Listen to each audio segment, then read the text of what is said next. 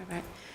So good morning and welcome to Children's Scrutiny panel. It's Friday the 22nd of November and it's 10:30 a.m. My name is Councillor Ali, and I'll be chairing the meeting today. So just to remind you all to use your mics, and if I can go around the room and ask you to introduce yourself, and then we'll do introductions of those of us joining online.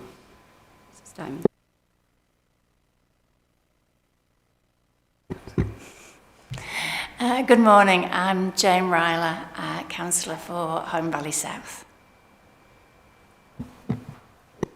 Hi, I'm Hannah McKirker, Councillor for Denby Dale Ward.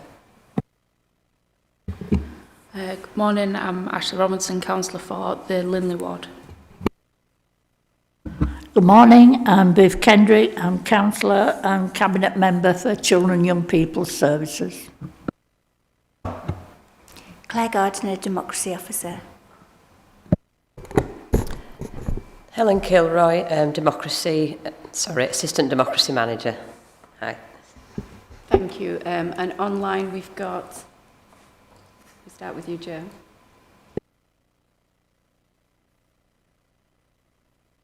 Good morning, my name's Joanne Sanders. I'm Service Director for Learning and Early Support at Kirklees Council.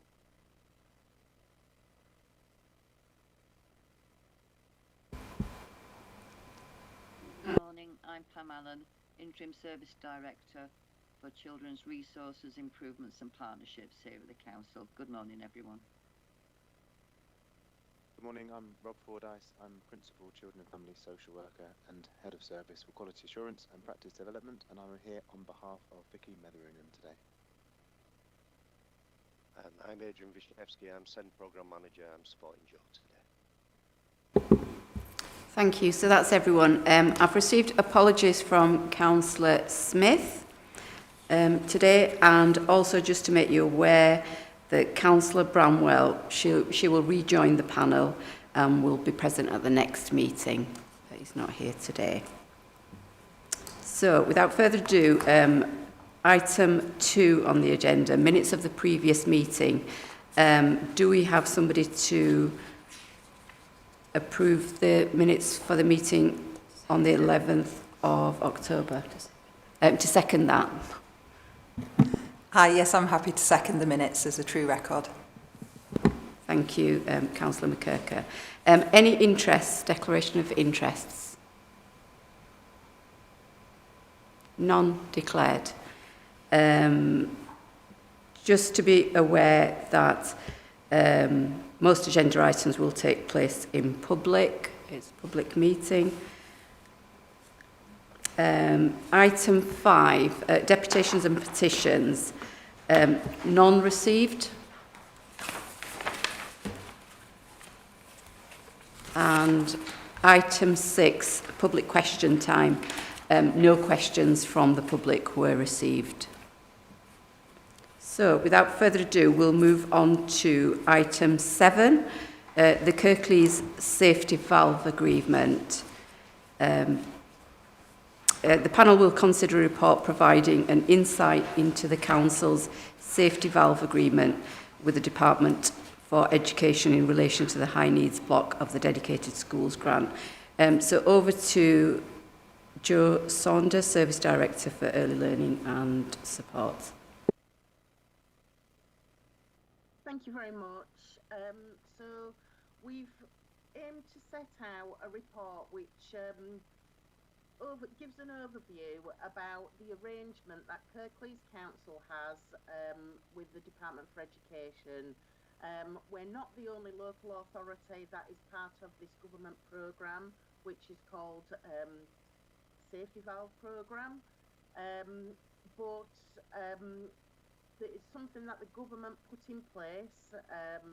The earliest they put one in place was in the financial year 2020-21, and this was very much an intervention programme because Kirklees, like many other local authorities, has a cumulative deficit on the high needs block part of the Dedicated Schools grant. So what this means is to support youngsters with special educational needs and disabilities, each local authority is given an allocation of funding, most of which is passported directly to schools, which pays for per place funding for youngsters in schools, and this is known as the Dedicated Schools Grant. There are three parts to the Dedicated Schools Grant. There's what's known as a schools block, which is what funds our mainstream schools. There's an early years block, which funds early years providers, so private, voluntary, independent sector, as well as some of our early years provision in schools. And then the third aspect of that is our high needs block. And we spend a range of funding on things like our special schools, our top-ups for youngsters with an education, health and care plan. It also funds things like alternative provision and a range of other strategies to support those with additional needs.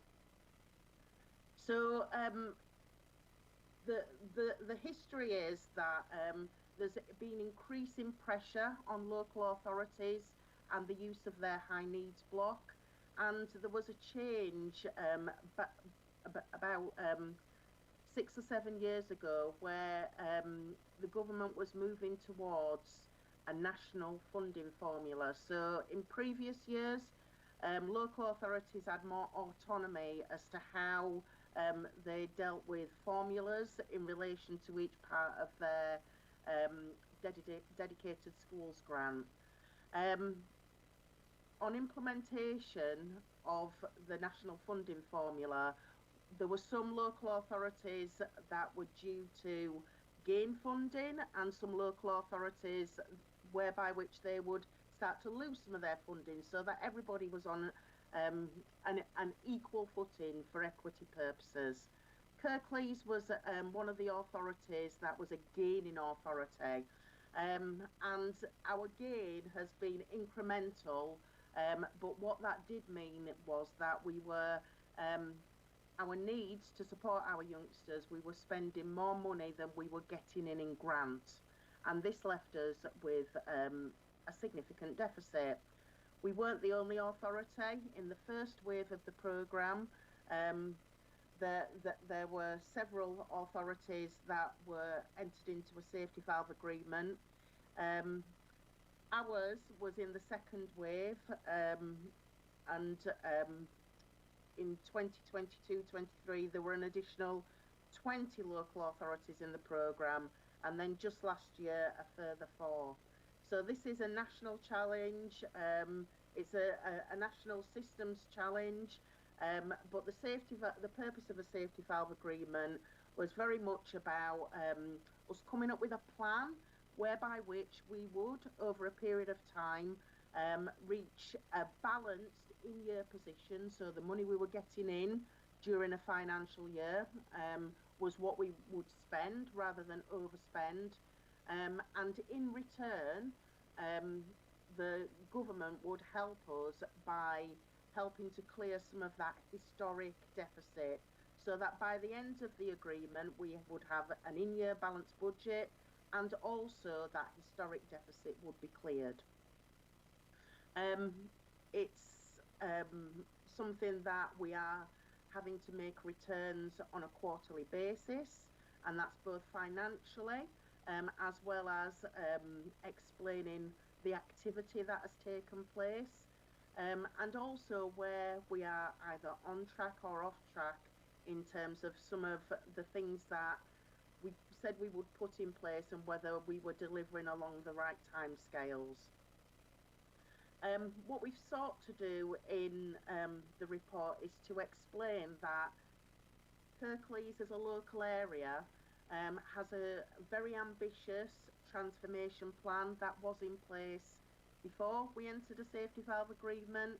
What we've been able to do is to align that transformation programme with some of the asks or some of the things that we said we would agree to do as part of the safety valve agreement. I think Scrutiny have seen before, but just to remind colleagues, in Kirklees, we co-produced our big plan.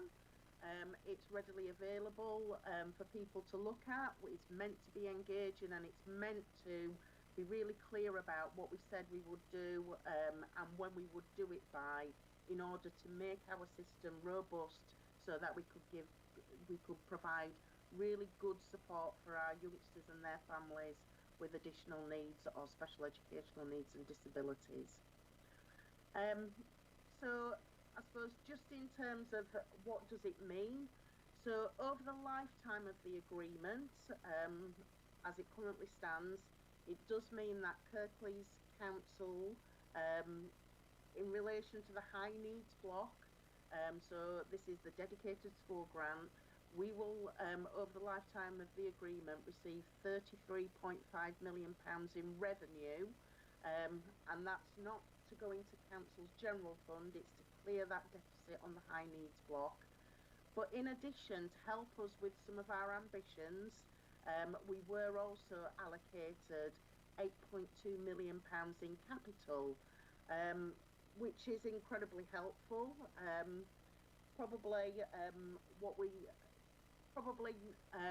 That amount of capital, whilst it's been very helpful and is very helpful, it should be noted that the council are also investing significantly in capital expenditure in rebuilding 2 of our existing special schools, that is Joseph Norton Academy and Woodley School and College, and we are also investing in some of our mainstream schools to develop additionally resource provisions.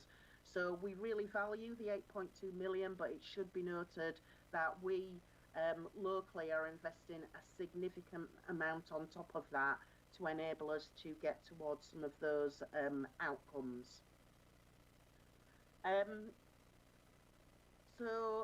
Just in terms of then, you can see in the appendix what we've agreed to do. In return for, those are some of the strategies that we think will have brilliant outcomes for youngsters. So I've mentioned about rebuilding 2 of our special schools. We're not just rebuilding them, but we are increasing the number of places. We've said, because we want to support youngsters have a continuum, to support them as part of a continuum of need. So we want to be able to make sure youngsters are included in mainstream.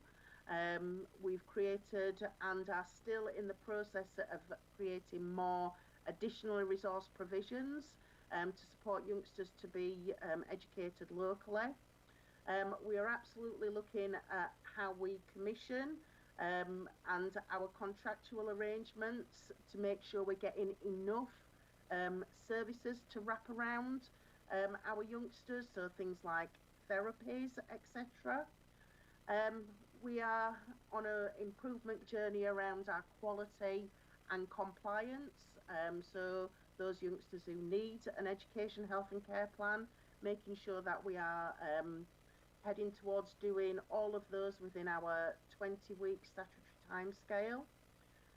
But also we're investing heavily in the system, so working together with our schools, with our wider professionals in social care, in health, to make sure that we can identify need as soon as we possibly can, and wrap support around youngsters so that they get the support that they need. We've included in the report some of the really creative strategies that we've been able to start to implement, so I'll let colleagues read those for themselves, but we've really had a focus on the opportunities around assistive technology and just the impacts for individuals are palpable in terms of what can be achieved if we are as creative as we possibly can be. So this is not without challenge. Our SEND transformation, and therefore what we need to achieve to make sure we're living within our means in terms of the grant we get from the Department for Education. It is not a quick fix. It's a really challenging set of circumstances that doesn't just affect Kirklees, it affects all local authorities across the country. But what I do think we've got in place is a really strong area partnership whereby which we have a parent carer forum that work to co-produce things with us, with our health partners, with our education partners, and very much we are trying to approach this together to make sure that we get absolutely best value for money, but also that youngsters get the best possible outcomes and they are included in education and outside of education as well. So probably, Chair, that's maybe enough of an overview, but it may well be that the panel may have some questions. Thank you. Thank you, Jo, for the comprehensive overview. Any questions from the panellists? Councillor Riley. Thank you. This seems to be a really positive thing for Kirklees Council, having this amount of money going into special educational needs. I guess there was a couple of things that I wanted to ask. I was going to ask if you could just explain a little bit further on page 21, where there's a forecast for the deficit profile at year end, how that sort of works. So maybe you could talk that through with us, if possible, please. Thank you. Absolutely. So on what you're seeing at Appendix 1, and this is absolutely available, it's on the DFE's website. So this is, you'll see everybody else's who's in a safety valve agreement. So we entered into the agreement in the financial year 2021-22. We actually signed the agreement in March 22. And it runs right the way through to the financial year 2029-30. And what this sets out is the authority undertakes to reach a positive in-year balance. So not by the end of the agreement, but by 26-27, the aim is that we are living within our means. So whatever we get in during that financial year is what we spend. They are asking us not to overspend, and then the same would follow in each year. But this table that you refer to absolutely refers to the cumulative deficit. So as at 21-22, the deficit was 35.8 million. By 2022-23, it increased to 46.4. 23-24, we predicted it to increase and increase again, because it does take time to put some of the strategies in place. So this sets out how what at the end of each year, and of course, as we get into the future years, these are predictions, they are forecasts. But as you can see then, by the end of 29-30, it looks like our historic deficit is at £33 million. Now, this is where the government's support seeks to kick in, because what it says at point 2, the authority undertakes to control and reduce the cumulative deficit as follows, not including any contribution made by the department. So they have committed, all things being equal, to give us 33.5 million. If our deficit, after all the, if everything's as we said it was going to be, stands at 33 million by the end of 2030, then that should have cleared our deficit with the intervention of the government grant. And it does include, so the council itself is making a contribution, and it does say that when that table is profiled, it includes that the contributions that the council will make. So we've been asked and we have committed to making a contribution, but that has been included in those forecasts. So that doing all those things will leave us with 33 million, but actually the 33.5 million that the government will have given us should mean that would be at zero. I hope I've helped to explain that. Okay. Yeah. So can I just confirm that the monies, so the 33.5 million revenue and the 8.2 million capital, when does the council get that money now? I'm assuming, presumably it does, or whenever now is. Rather than we don't have to wait till 2029 to 30. Okay, so we've had the capital allocation we've been given. We are applying that against the rebuild of our special schools. It's costing significantly more capital than that to provide those. In terms of the revenue, that is paid to us on a quarterly basis, subject to satisfactory quarterly monitoring. So it's getting paid in 4 quarters per year. So we've had some of that money because the agreement started in 2022, but we've not had it all as yet. Is that okay? Yeah, thank you. Councillor McKirker? It was just to follow up on that. So obviously you've explained that the payments are sort of incremental as over the time of the arrangement. How confident are you that we're going to meet the targets that are required to get those additional payments? Okay, so I'm glad you've asked me that question. There are lots of challenges at this moment in time. So the last time we made a quarterly return was towards the end of August. Our next one is due in November, and we are currently off track to where we said we would be at this particular time. We are asked to provide the financials in relation to that, and we're also asked to provide a narrative as to why. It's complicated, these things are, but I think it's so difficult, isn't it, to be able to say by 2030, where will we all be? The world could look significantly different by then. But in terms of, we did secure our last quarterly payment. We'll submit by next week our next quarterly return. There's no indication that we're not going to get that payment, and we will continue to have those engagements with the DFE advisors. So it's really difficult. We're off track. Give you a couple of examples as to why we're off track at this moment in time.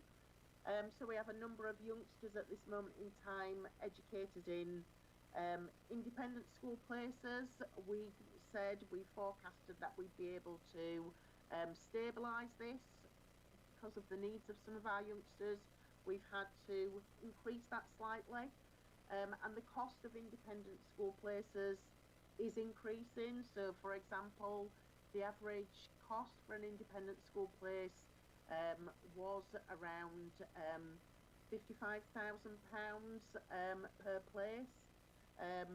That's increased by around £10,000 per place. That's on average. So things like inflation has really started to impact. Again, it's not just down to Kirklees. This is something that all authorities are experiencing. Demand and complexity, the numbers of youngsters with education, health and care plans is increasing. Some of our youngsters' needs that need to be met in alternative provision. We are fortunate that we were able to secure agreement to establish an alternative provision free school, but there have been some delays in terms of us being able to work with the department and our provider to take that forward. So we've had to build that into some of the forecasts. So we can't, you know, we're closely monitoring every aspect of our transformation plan. We are making sure we're being very open and transparent in terms of our reporting, but also we're optimistic that there'll be opportunities to accelerate some things in later years of the programme. So it's really difficult. All we can do is monitor the situation closely. We have to be as creative as we can be. So, for example, I think we mentioned in the report about the work we're doing with our mainstream schools, working together in clusters, and that's very much about creating opportunities for our youngsters in mainstream, which I think will help us to get right support at the right time and be able to predict future need. And I think we are going to bring a report back on that in the new year, and I'm sure we can create some opportunities for Scrutiny to come and see some of that in action in the future months. Thank you. Just briefly to follow up on that, so I mean that sounds great, and I think that open and transparent approach is always the best way to go. How receptive are the DFE? So are you finding that when you give the narrative as well, that they are flexible, they are listening and understanding of obviously the challenges, that you're not necessarily going to hit every mark absolutely bang on?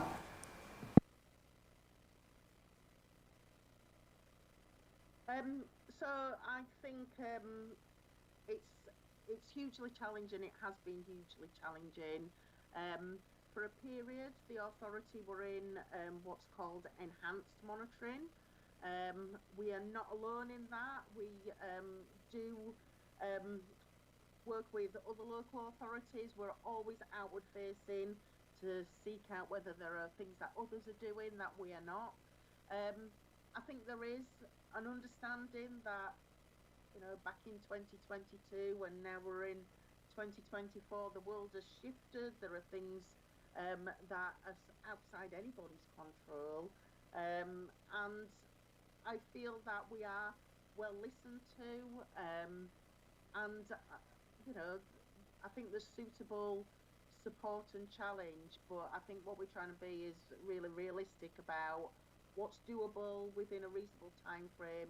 It's not just about doing things, it's about doing things in the right way that's fit for purpose for our youngsters. And I think the thing is, you know, it's a national challenge, isn't it? It's the system wrapped around our youngsters. I have to say our schools as well have been incredibly supportive. I think as part of the agreement as well, there is block transfers. So from the schools block, they are helping by transferring payments across to the high needs block.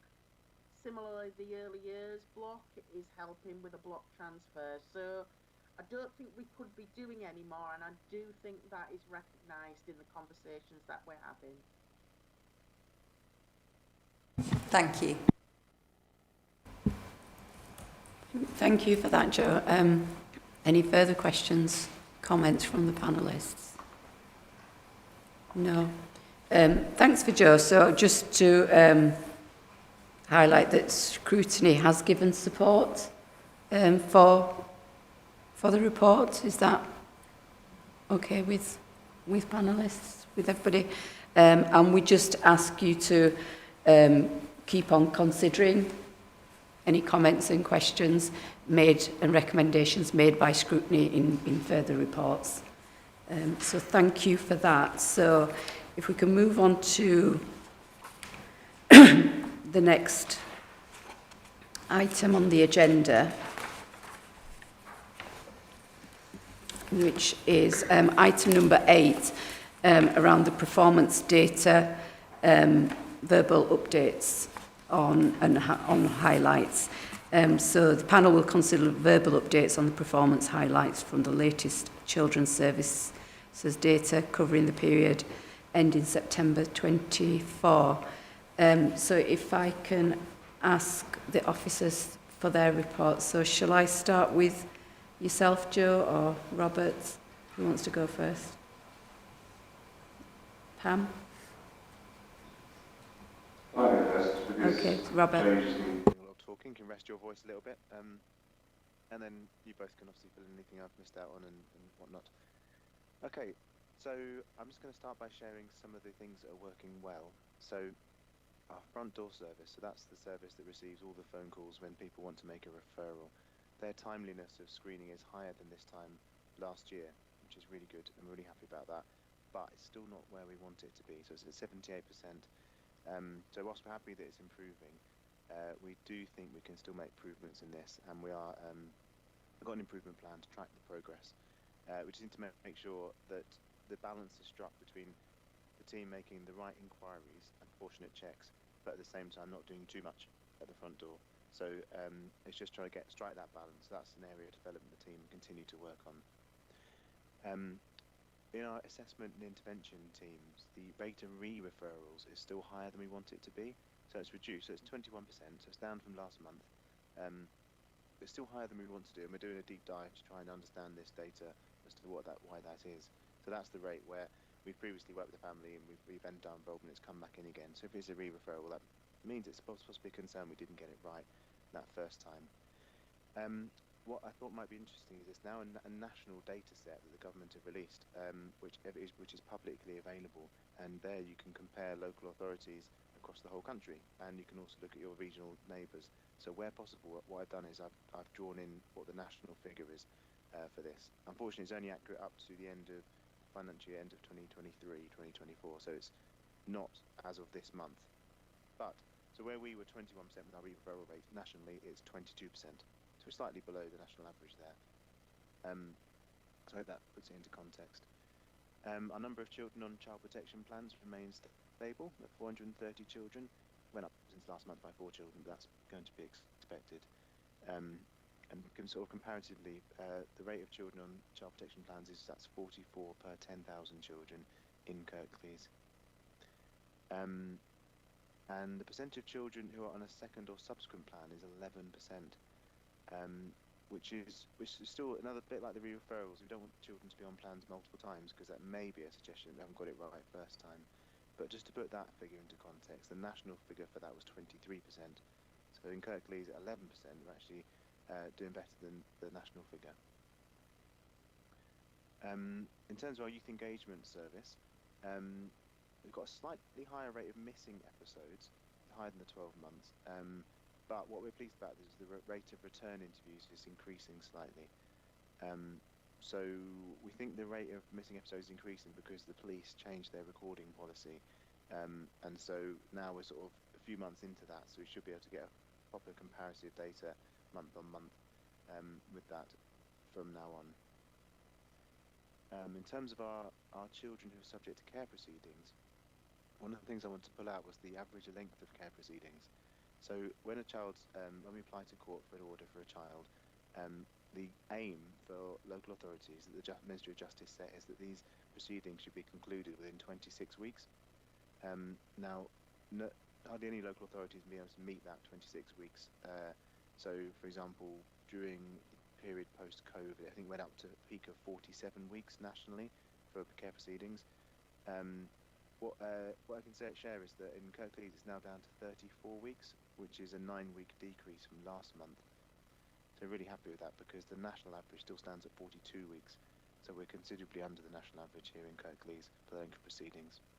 And that's great, because we don't want children to be subject to proceedings any longer than they need to be, because it's a period of uncertainty for them in this time. Number of children in care has reduced slightly, so we had a peak in July. We feel that the court proceedings reducing in length is helping this, because some children will be reaching the end of care proceedings and not needing to be in care anymore, because we have other orders that will keep them safe. And our health performance against all indicators is improving, but there is still some work we need to do around dental assessments. In terms of our care leavers, we're in touch with 96% of our care leavers, which is great, and that's kind of in keeping with national and regional data as well. So in terms of things we want to improve, in our assessment and intervention teams, we recognise that caseloads is increasing for social workers. That's the number of children that our social workers are working with.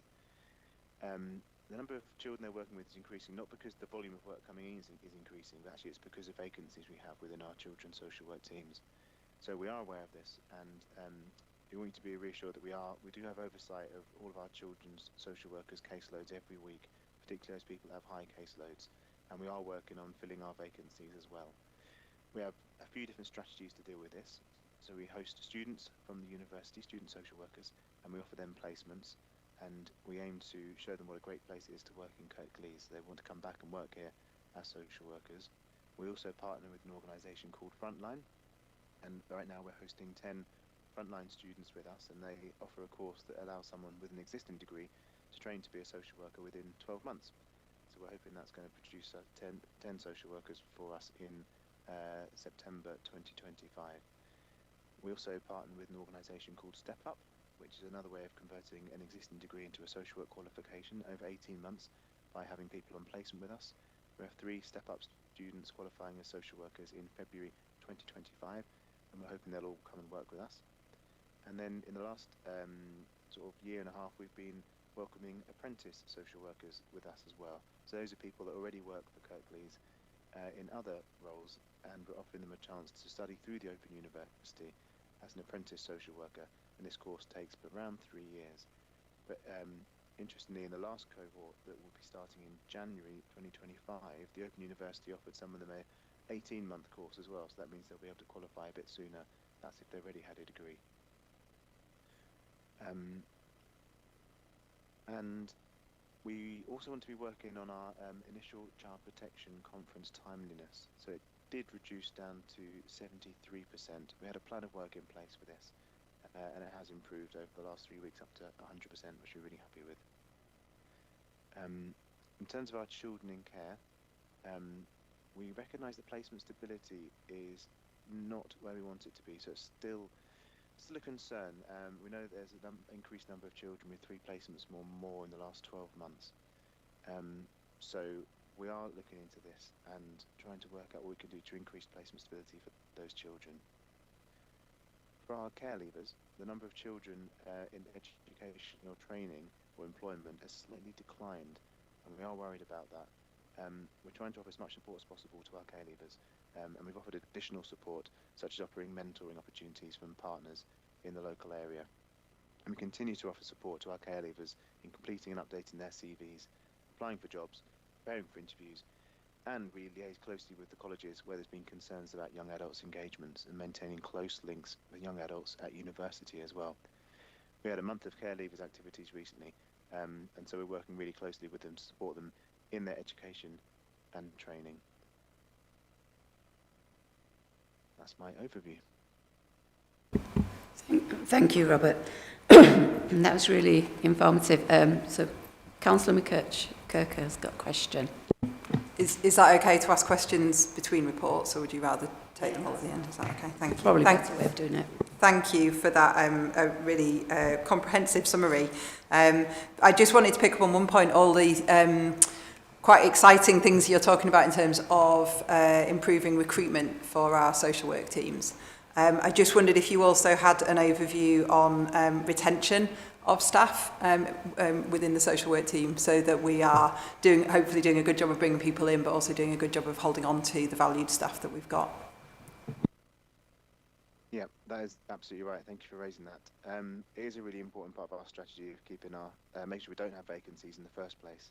So it's a couple of things we've done about that recently. We did a really interesting exercise with the local authorities. There's 15 local authorities in the Yorkshire and the Humber that we partner with, and we did a survey with them to look at retention rates, vacancy rates, rates of agency workers, and also what we offer our social workers in terms of incentives to keep them here as well. And so we're just pouring through that data now just to try and tally up what works well. So the local authorities that do have lower vacancy rates or higher retention rates, what else are they doing to help encourage social workers to stay? One of the things we picked out of that is the programme for newly qualified social workers. So when you're in your first year as a social worker, you have a reduced caseload and you have an increased amount of training offered to you to recognise the fact you're new in your career. What we're doing is taking steps to make sure that support we offer is easier for newly qualified social workers to understand, and making sure we've got a greater variety of training opportunities for them. because we recognise that sort of first 2 years in your career is probably the most difficult because you're doing a lot of things for the first time. And yeah, so we're really working on our new qualified social worker programme. It's then making sure for the people that are more qualified, we have lots of opportunities to continue to progress and move through your career and take on different opportunities that will continue to enrich your learning as well. Thank you, Robert. Any further questions? Councillor Kendrick? It's just a comment really on that, a couple of comments. One is for our care leavers and their employment opportunities. We invest quite a substantial amount of money with C&K careers, very specifically for care leavers, you know, so they have very intense personalised things. And I think I'm right in saying, unless somebody tells me it's different, a lot of the vacancies for social workers that arise isn't because they've left us, that they've been promoted, and we have to fill those gaps, you know, and I think Robert's really laid out some real good plans as to how we do that. Thank you. Yeah, I would echo that. I wasn't aware of the number of initiatives out there, and it's really refreshing to see that you're taking all of those on board and having an approach that you're looking at lots of different ways in not only recruiting more, but, you know, good quality social workers with the intention of retaining them as well. The only comment that I really wanted to make was around the care leavers and their plans for employment and education. I've had the pleasure over the past month of meeting with some of the care leavers and seeing firsthand, you know, the work that's been done with that. I'd just like to see this continued multidisciplinary sort of approach when it comes to care leavers and engage with, you know, services around health, mental health, well-being, as well as housing, because I think all of these factors really contribute to ensuring that they have got a clarity around, you know, further education or employment, if they've got stability in other parts of their lives. So I'd just say, you know, keep up the good work in doing that. Thank you. If there's no further questions, shall I hand over to Pam for your report? Yeah, that'd be great, because I can continue some of the bits that Rob's just talked about. I won't duplicate, because Rob gave us just had a great comprehensive account of where we're at. The two things I'll focus on are foster care and placement stability, and it's the two sides of the same coin, actually. One of our pieces of data that we submit is how many of our looked after children, we know there's 608 at the moment, are cared for within foster placements, and nationally we perform really well on that. We were 72% this time last year, we're now 70%, so a slight decline, but the national average is 68%. So we do very well for our children looked after to have our 70% in foster care. That's broken down into our foster carers that we have, which we call our in-house foster carers, then placements that we purchase from independent fostering agencies, but also family and friends foster carers. And we're really, really good in Kirklees in having a large proportion of our foster carers, about 100 at the moment, who are family and friends foster carers. And that's about, obviously, keeping children within their family where possible, extended family, but also within our community. So, excellent stuff there. Now, where you turn that coin around is we always need more foster carers, because whilst we have 70% of our children looked after in foster care, that's 30% that we don't have looked after in foster care, and they're in residential placements and often external residential placements, i.e. external to Kirklees. We know for our children looked after, they have much better outcomes when they're in family placements than they do if they've been in residential care. And this placement stability that we talked about is where children have 3 or more placements within a year, i.e. that they have 3 or more homes to live in within a year, which if we think about our looked after children, the traumas that they've already experienced, then the trauma of moving homes once they're in care just adds to obviously their emotional well-being. So we're constantly looking to try and recruit more foster carers across the Kirklees area, so that we've got better choice for our children coming into care and being looked after. So I suppose for all of us in this business, our plea is always to be out there chanting about the need for more foster carers in our community. We are refreshing our strategy for recruiting foster carers because again we need to ensure that we're using modern techniques to recruit as well, because it is a challenge, and Joe's mentioned around national challenges, and certainly fostering is a national challenge for all of us, and we've all heard over the last few weeks about some of the issues with external placements, and that they are a drain on our resource as well, and it's not best for our children to believe in Kirklees to be looked after. So as I say, two sides of the same coin. And just to finish on a bit of good news, which we all like, is our Ofsted inspection ratings for our children's homes, which have been up to date inspected. That's a really good position to be in for our children's homes, and we all know that it's hard work to get Ofsted ratings which are this good. Obviously, where we're in requires improvement, we're constantly working to improvement plans to get to good, and the criteria for getting to good is no mean feat. So we're pleased about those outcomes in our children's homes. Happy to take any questions or comments. Thank you for that, Pam. Yeah, really good news to hear those figures for the children's homes. It is something that, as a panel, we will be looking at in further detail in January meeting. Is it January? Yeah, I think it's the 17th of January that we said that we're looking at. But in the meantime, we've got a question from Councillor Riley. Thank you for that update. That was very helpful.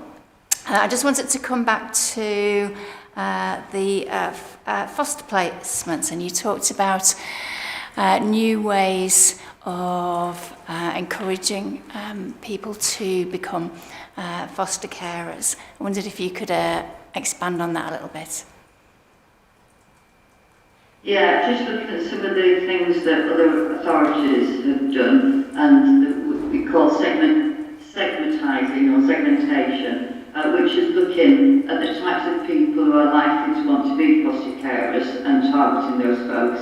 And often it's people who are in public services themselves and people who want to give back to their community, because clearly our competitors are our independent fostering agencies who do pay more than we do. Not a lot more, but certainly do pay more and often offer a better out-of-hours facility.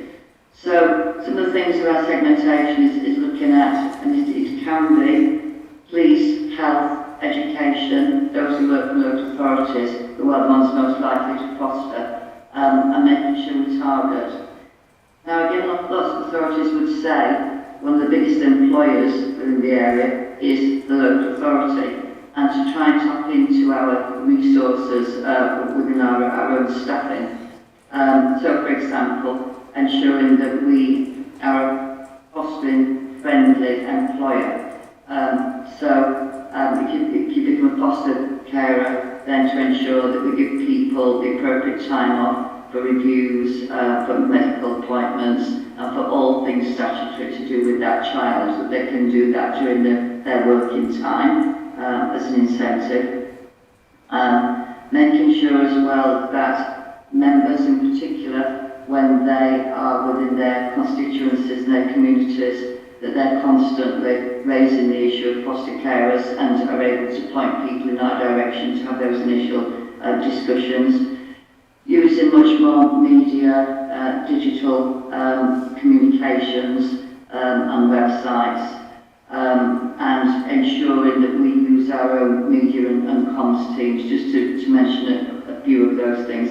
Some authorities use a salaried foster carer to take youngsters with complex care, which means that they will just have one youngster and earn a salary to be looking after that youngster.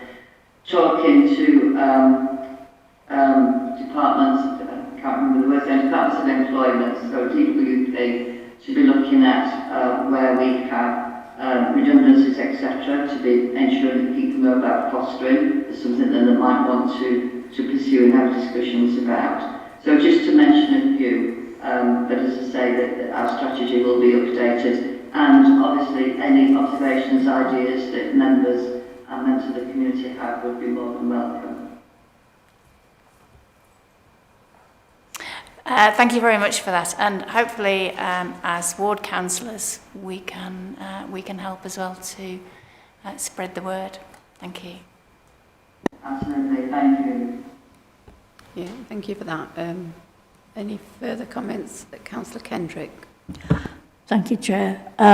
Just by way of advert, Pam quite rightly said we need more foster carers in Kirklees, but we really don't mind if you live in Wakefield or Calderdale or Bradford, and we do have foster carers in each of those areas. It is when it's too far away from where someone originates that it becomes a problem. I'd just like to make it clear that we would very much welcome anybody from surrounding areas as well as foster carers. Thank you. Councillor McKirker. Thank you for that reminder. Councillor McKirker. Thank you. It actually sort of follows on from that point. I just wondered, I know you spoke about, I think it's really good news that we are above the national average in terms of children in foster placements. But for the 30% who are in residential placements, have you got a fix on how many of those are outside of Kirklees, and also how many are too far away, you know, so not just outside, but so, yeah.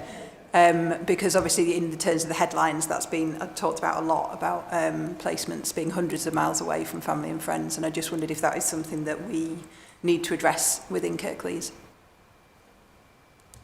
Yes, we do Have that information, and yes, we do have a number of youngsters who are a long way away, and can be in Cumbria, Wales, Shropshire.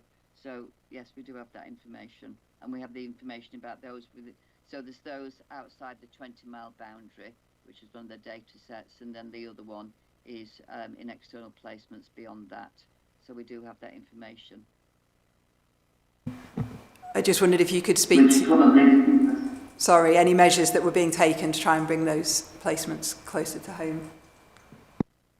Absolutely, and we have weekly meetings looking at all those in external placements, and each individual child's plan for trying to return back to Kirklees in our own residential establishments or into foster care. So we have a very comprehensive plan for each child, but we constantly monitor that. It's never as good as we want it to be, and that's without a doubt. But yes, absolutely regular monitoring, and those in unregulated placements as well, we monitor weekly.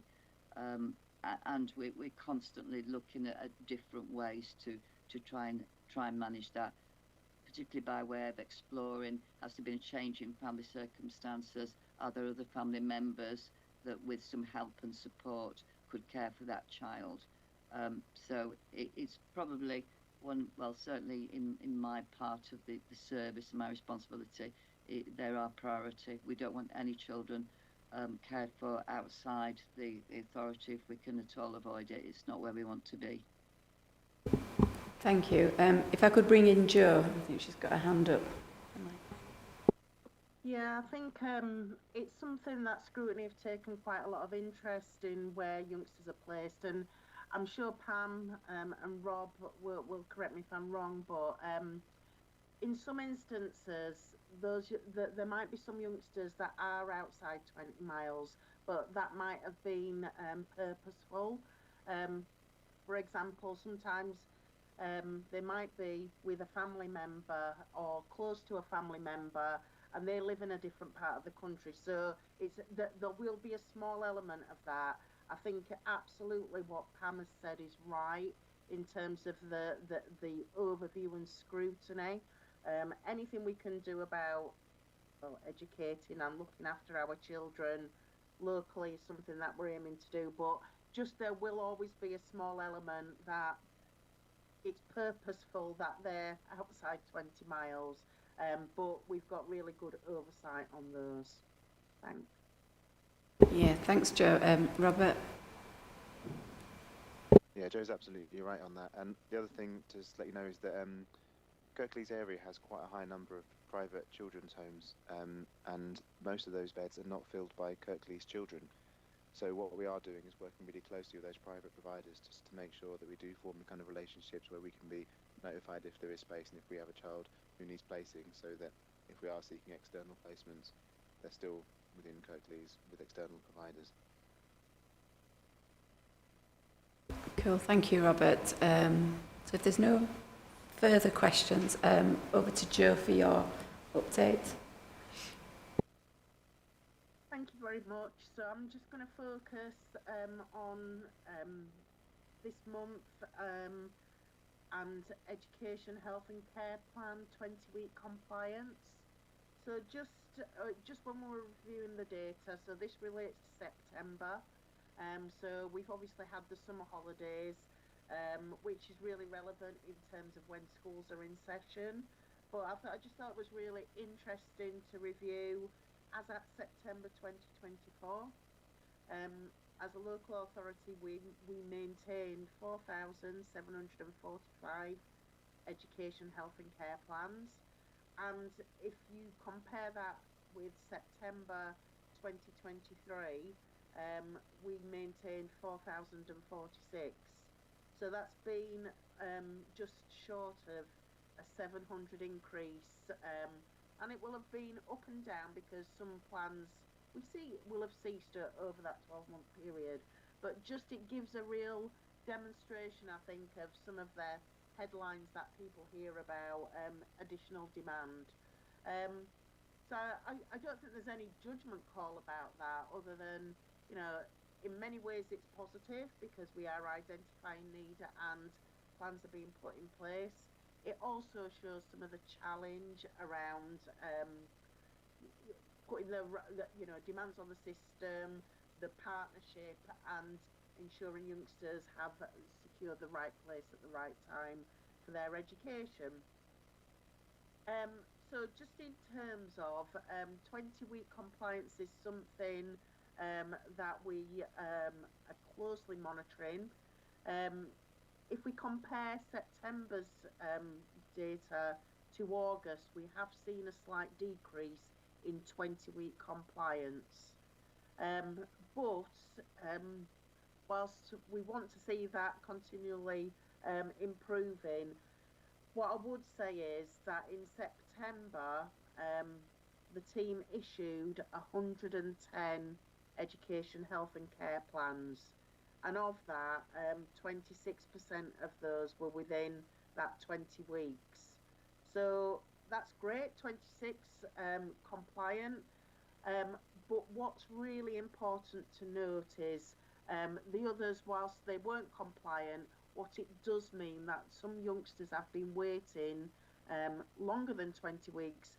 We are now starting to really make inroads into getting those back on track.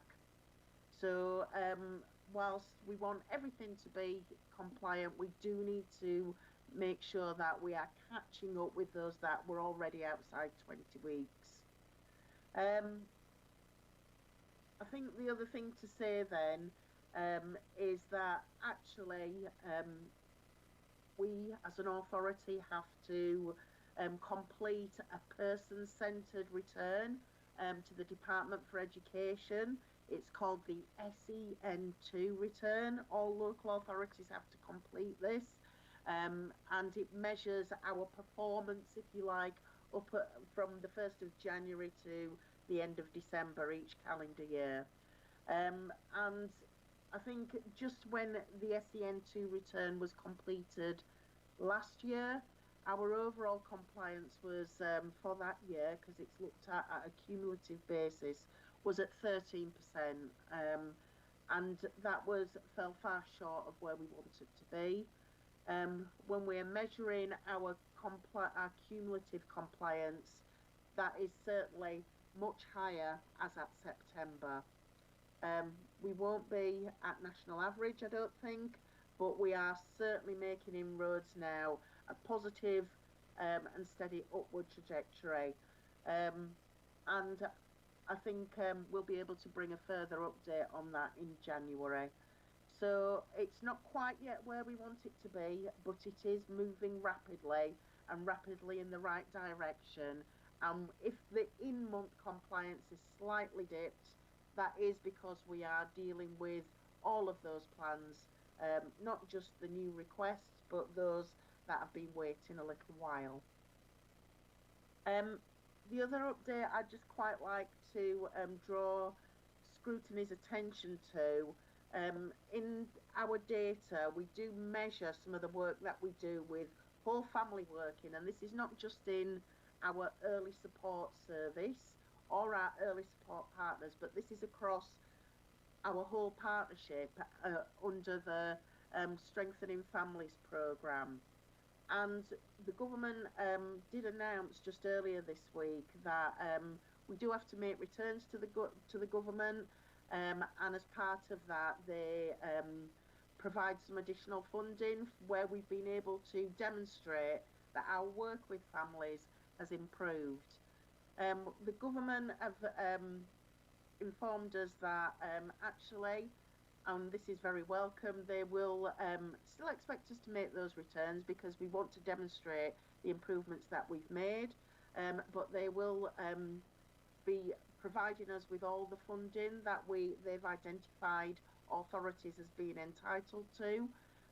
So that will give us a great opportunity to review our data systems, about some of the practices that we undertake. So just in terms of, I think it's people know it as payment by results, which always feels rather uncomfortable, but it's a real positive opportunity for us to further enhance the work that we do and how we can demonstrate the impact for families. And then finally, just I wanted to touch on exclusions. I think because we're looking at September data, I know we are now in November, but we're reviewing September data at the moment. Just some headlines. How did things get off?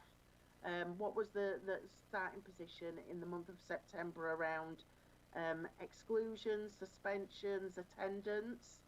So it's actually been a really positive start to the year. So just in terms of September's attendance, it's really positive for Kirklees. Just in terms of, bear with me. So overall attendance was at 94.7%. And if you wanted to split that between primary and secondary, 95.4% for primary, 92.8% for secondary, and those are both in line with national average. We know there's some further work to do, and just as we are meeting this morning, we've got the first of our new Attendance Matters workshops. We are holding these termly. They're open to all our schools and settings, and very much it's about partnership working, how we can help and support, and also we have got that advice from our DFE attendance advisor supporting some of those initiatives. We've seen some absolutely sensational practice that others have been sharing in our head teacher forums, and I think we feel confident we can build on some of the positive start to the academic year. We know there are still some challenges around persistent absenteeism, and very much that school-to-school support is available as part of our Attendance Matters network. So one happening this morning for colleagues in the north, and this afternoon in south. So be really interested to get some feedback as to how purposeful that has been. Just in terms then of something we've been keen to closely monitor have been suspensions and exclusions. Both are probably still higher than where any of us would want them to be, both our schools and our parents and families and ourselves, but it has been a positive start to the year. Suspensions, if you look in month, of course, they're higher in September because they were non-existent in August because schools weren't in session. So, but if you look compared to this time last year, there is a significant reduction in suspensions. There is a significant reduction in permanent exclusions. And I think what we've got in place with our inclusion multi-agency panel is a range of strategies to support schools with advice and support, as well as some additional provision as required, but also some professional support from our designated clinical officer or our designated social care officer, our inclusion partners, our specialist outreach support. So it has been a positive start to the year. I think it'd be really helpful if we can bring an update in January once we're through the first term. But compared to this time last year, we're seeing reductions in permanent exclusions, suspensions, and attendance has got off to a good start. So that's my overview. I'm happy to answer any questions that colleagues might have. Thank you, Jo. And again, it's some good news to end on. It's always really positive, and we'll be interested to see at the end of term if those figures still hopefully get even better. So any questions from the panellists? Councillor Riley. Thank you. That was very interesting. That was very useful information and good going forward, hopefully. Could you give me a couple of examples of what is the good practice that's going on in schools regarding attendance in particular, to get students in school as much as possible? Thanks.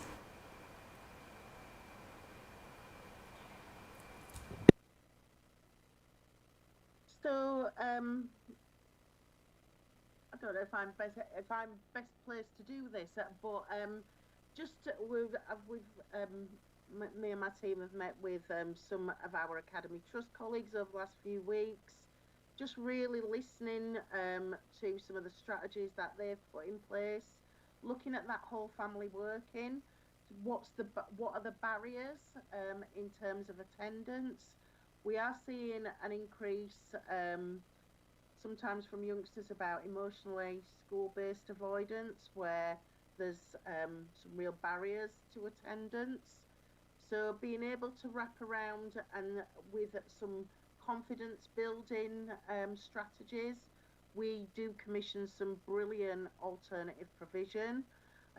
We've got a provider that really looks to a youngster's strengths. So one example, and we shared this with our Education Learning Partnership Board, we had a little girl who was really, really struggling. And maybe the best words are from that parent. There was a young lady hadn't attended school for a prolonged period due to anxiety. And one of our AP providers who really work with youngsters in the outdoors, really building up confidence, resilience. There's a beautiful picture that was shared with us with a little girl with a big smile on her face. But her mum said, "Thank you so much. This means the world to us. I feel it's going to go so well. I'm overwhelmed with happy thoughts today. It's a huge win after so many failed attempts at different things. So thank you so much for your support. It means everything to me to see the smile on their face." And this is a parent of a pupil who'd not attended school for over 2 months. And I think one of the things that had helped to work was the school was able to refer into our inclusion multi-agency panel. The school has an opportunity to come and explain what every attempt that they've made. And together we can think about ways in which to support integration. Maybe sometimes it's about a part-time timetable for a limited period of time, but that close monitoring to support that inclusion. So that's one example. Yeah, I'll probably leave it there. I think there's some opportunities maybe to collect some case studies and bring those forward to another panel.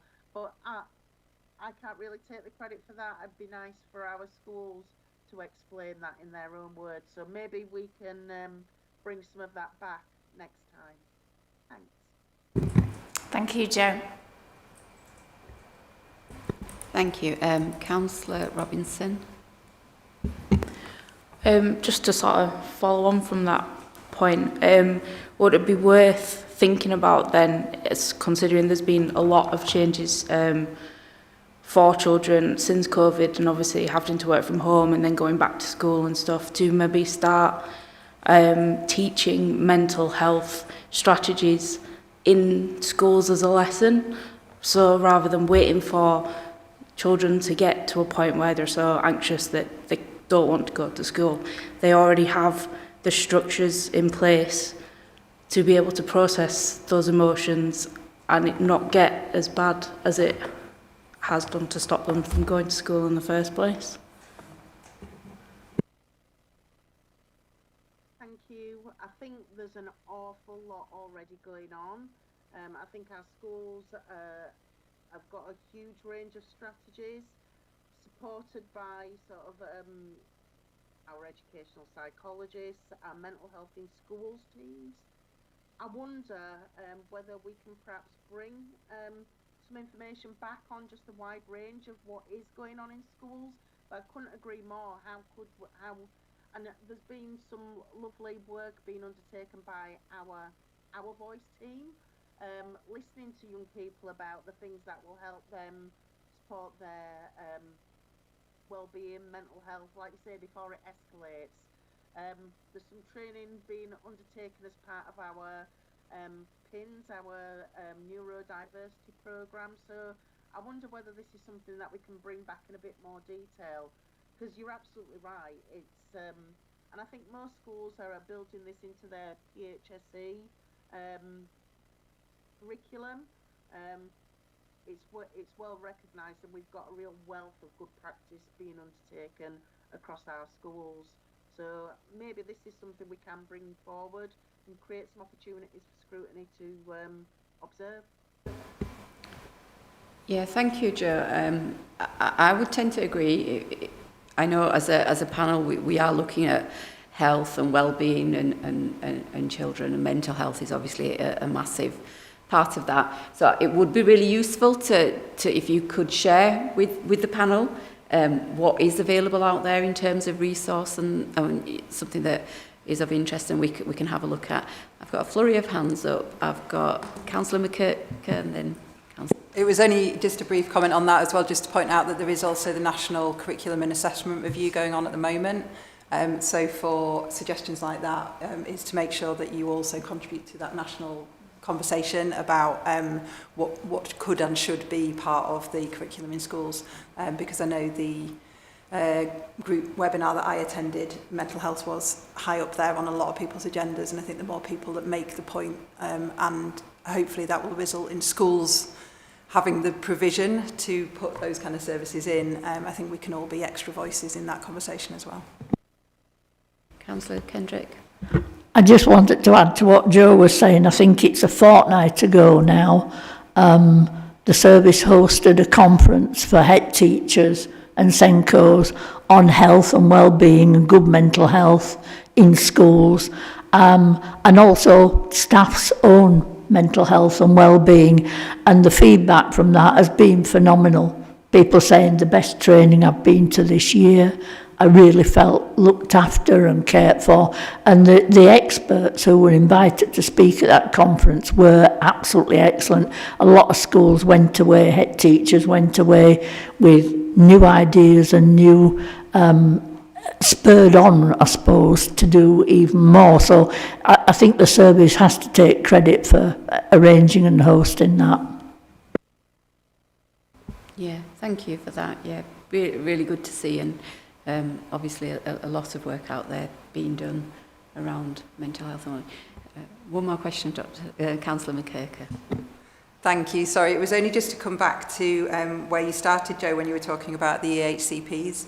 I think, you know, it's really positive. I know that obviously the figures have dipped a bit, but I'm really glad that that's because there's a focus on bringing the children who have been waiting longer than 20 weeks and sorting out those EHCPs. I just wondered if you were able to speak to how far we are on that journey of catching up everyone to the point where, you know, we've got a service that is obviously working really hard, you know, processing those 110 in September. If we were doing those and we only had the new plans to worry about, then we would be sort of absolutely bang on. So I just wondered what timescale we're looking at to catch up the outstanding plans so that we can then focus on hitting that 20-week target consistently. Thank you. That's a really good question. So just to give an overview, at its highest, there were around 600 plans that were outside the 20 weeks, and there was a range of positions in that process. All of those have been allocated now. They were being allocated to EPs. All of those. 90% of those now have been finalised. So we are very close to have. I really hate referring to it as you know, a backlog, but that has been something with a huge focus upon. We are really confident by the end of the year that we will be back on an even keel. So there are a couple that are incredibly complex, but other than that, we should be 90% now. Like I say, have been finalised. We're still seeing, I know we're reporting on September.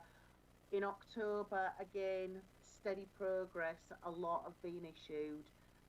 So I feel really confident that at the end of the year, we will be back on track. There's still lots to do. That's about initial EHCPs. We do know as well that we want to improve our timeliness with annual reviews as well. So we'll begin to report in more depth about those. But very confident that we will be back on an even keel and should be very different in terms of the reporting we'll be making after the end of the year. Thank you.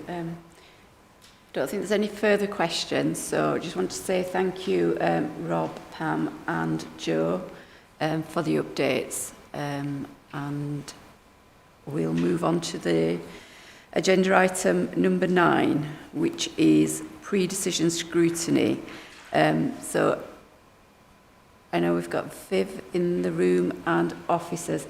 Is there anything on the horizon that the panel will consider as any potential areas?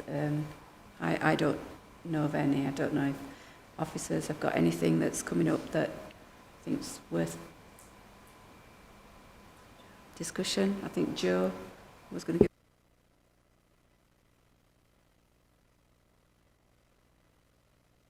give. Yeah, Joe. Yes, Chair. They're not quite ready as yet for scrutiny to review, but a couple on the horizon of reports that will be making their way to Cabinet in January, and it has been quite tricky because the government have been making quite late announcements around school funding allocations, but there's usually an annual report around school funding that is brought forward to Cabinet. So all things being equal, that should be happening in January. So Scrutiny, I think, will be interested in reviewing that. And then in February, again, it's something that happens annually, but the determination of school admission arrangements. We're responsible for agreeing coordinated schemes for school admissions, and also the policies for community and voluntary controlled schools. That usually has to be determined by the 1st of March, and to that end, it will be going to Kirklees Council Cabinet as decision makers in February, and we'd be more than happy for Scrutiny to have oversight of that report as it's in development. So those are two that are on the horizon as we speak. Yeah, thank you, Jo. And obviously January, February will be soon upon us. But yeah, I'm sure Scrutiny would appreciate the opportunity to have a look at both of those reports. So the next item on the agenda, number 10, is feedback from Kirklees Parenting Board. I don't think there's been a parenting board meeting since we last met. I think the next one's scheduled for Tuesday the 26th. Is that correct? We've got the takeover one, I was just going to say. So the last wasn't an official meeting, but there was the Kirklees Parenting Board takeover event that both myself and Councillor Kendrick were in attendance at. I don't know, Councillor Kendrick, if you want to give a bit of overview on that, or I can do. I'll do a bit. I'm sure you will add more, Chair. It was officially a Kirklees Parenting Board. It just was taken over by our care leavers, our young people who looked frightened to death at first, but actually once they got going, it was, for me, I thought, a really insightful event. You know, they started off by saying, would you all introduce yourselves? They introduced themselves. Would you all introduce yourselves? But would you do it in a way that we can understand? And that really made me have to think, you know, what does it mean if I say I'm the cabinet member? Doesn't mean a lot, does it? And they did presentations, didn't they? They had little videos and some quite challenging things, I think, and we then did group work with each of them, sat at each of our tables, and on each table was a different challenge. What would we, as Kirklees parents, do about issue? I can't remember all the issues. We haven't had the full report back. And we are looking to hopefully have at least 2 of those young people as representatives on future Kirklees parenting boards, but that potentially will mean we will need to alter the timing of meetings, because having them in the middle of the day or a morning doesn't help a young person who's at college or at work, etc. They're gone away to see they've got, you know, the agreement of the Children in Care and Care Leavers Forum for them to represent, but you know, I thought it was a really good start of hearing young people's voice. Thank you, Councillor Kendrick. Yeah, I just add to that, I thoroughly enjoyed, I keep calling it an event because it was a really enjoyable meeting or event to be part of, and it was really lovely to see the young people and how they developed and their confidence, and for them to present. A lot of hard work had gone into it, and the session was probably one of the most interactive and fun sessions that I've been to in the town hall, so yeah, it was great. But there was some real insights into the way and the needs, I suppose, from our young people and the language, and it was great to see such a diverse representation of all the people that are involved with services and children's services and how they feed in. So there was members of the cabinet, the council, health, education, as well as, you know, officers. And it was great to see all of those people relate to the young people, how they fit into the jigsaw puzzle in supporting them. And as just to add to what Councillor Kendrick said, so in terms of the discussion items on there was things around homes for children, health and well-being was discussed the voice and influence of the young person, as well as there's people from housing and then learning, And all in all, I think it was just such a wonderful sort of event, bringing together young people and all the different services that are out there. But yeah, so fantastic. I would highly recommend going to the next one. Councillor McKirker. I just was going to ask if that's something that's going to be repeated, the idea of a takeover. Do they get an annual meeting now where they get the chance to lead? I think that's what's on their minds and also Johanna's minds. And can I just say for the record, Councillor Amanda Pinnock was present and Councillor John Lawson as well. Yeah, my apologies, yeah. The room was full. There was too many people to mention. And there were some really nice chocolate biscuits as well, just for the record. Yeah. So, and the next... So I'll move on if there's no further comments, questions. I'll move on to the final part of the agenda. So the work programme and agenda plan. I'm sure you've all had a look of it, and we are progressing through the work programme with lots of visits. I think there was just one thing that I wanted to ask. I think that we've had feedback from Councillor O'Reilly for a visit. I don't know if you want to update the group on that, or have I put you on the spot? Was there anybody else? Is there any other visits that anybody else has been that I've missed? No.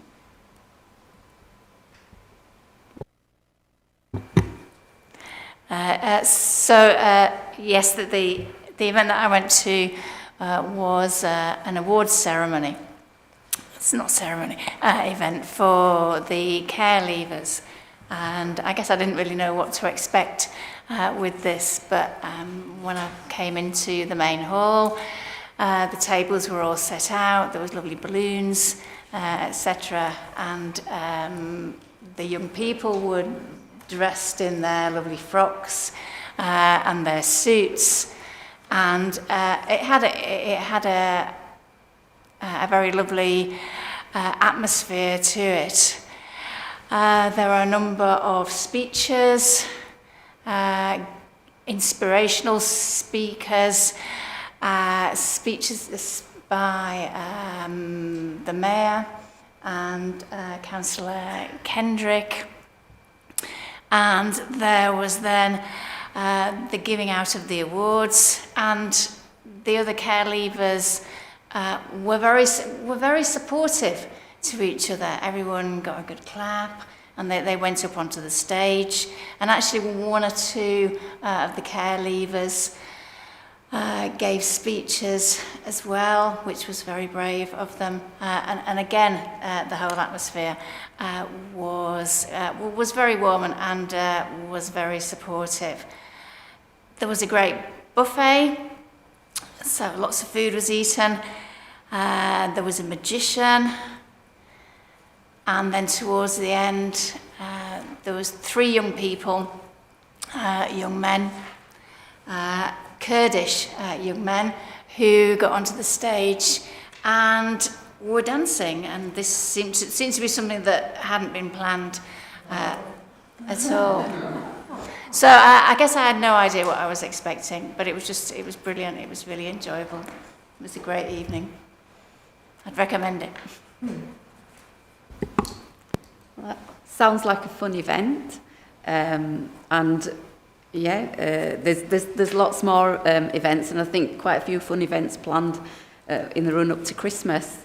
So I think as panellists over the next 2 months, into January, February, there's a number of visits that are lined up that myself and members of the panel will be attending. So yeah, busy few months ahead. So you've all looked at the agenda and plan. I know Helen updates it after every meeting.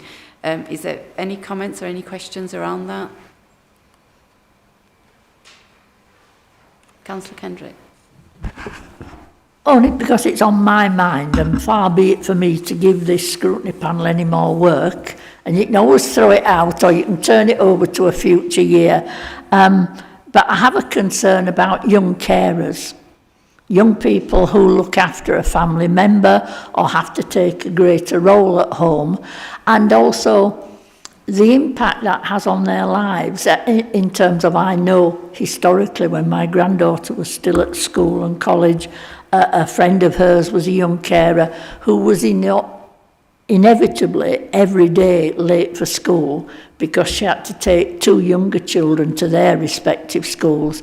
And so I never know what the technical thing is with schools, but after a certain time they're marked as missing or late or something.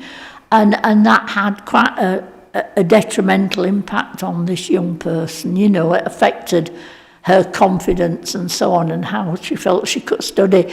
And I think these young people are quite hidden from us, but they're still Kirklees children. I'm just throwing it out there, Chair. You don't have to take it on, or you might think it's something for the future, but it's on my mind at the moment, and scrutiny always helps me get to grips with some things. Thank you, Councillor Kendrick. Yeah, no, you're absolutely right. I think there's a lot of potential work or support that scrutiny could offer. I'm just really conscious of the workload that we've already committed to. Yeah, but certainly we'd be interested to have any updates around that area, and it's something that I would recommend that scrutiny look at in the future. Yeah.